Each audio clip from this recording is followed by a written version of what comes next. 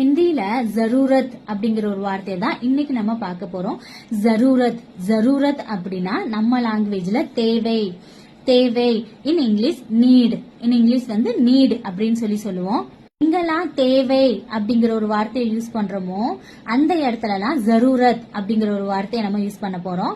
For an example, எனக்கு இப்ப rest தேவைப்படுகிறது, எனக்கு இப்ப ஓய்வு தேவைப்படுகிறது. அது வந்து ஹிந்தியில எப்படி சொல்லுவோம் அப்படின்னு சொல்லி பாத்தீங்க அப்படின்னா, முஜே அபி ஆராம் கி ஜரூரத் ஹே.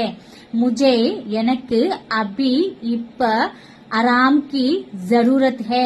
ஆராம் அப்படின்னா ஓய்வு, ஆராம் கி ஜரூரத் ஹே தேவை நீட். எனக்கு இப்ப ஓய்வு தேவைப்படுகிறது. இதையே क्वेश्चन எப்படி கேட்கலாம் அப்படின்னா, क्या आपको आराम की जरूरत है?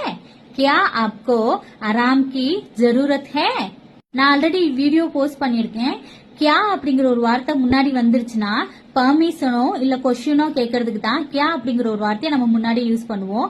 சோ கியா ஆப்கோ ஆராம் கி ஜரூரத் ஹே, உங்களுக்கு ஆராம் தேவைப்படுகிறதா, உங்களுக்கு ஓய்வு தேவைப்படுகிறதா அப்படிங்கிற மாதிரி क्वेश्चन. நெக்ஸ்ட் ஒன், मुझे तुम्हारी मदद की जरूरत है.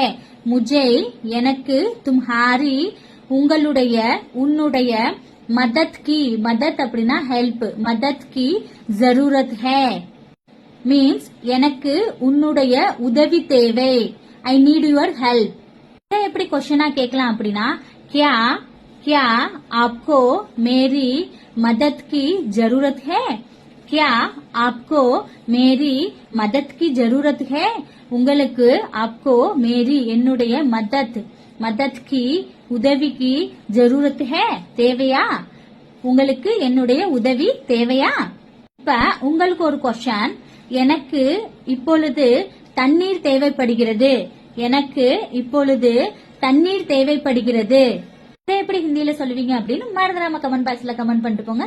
வீடியோ பிடிச்சிருந்துச்சுன்னா மறந்துடாம நம்ம பேஜை ஃபாலோ பண்ணிக்கோங்க. Bye bye.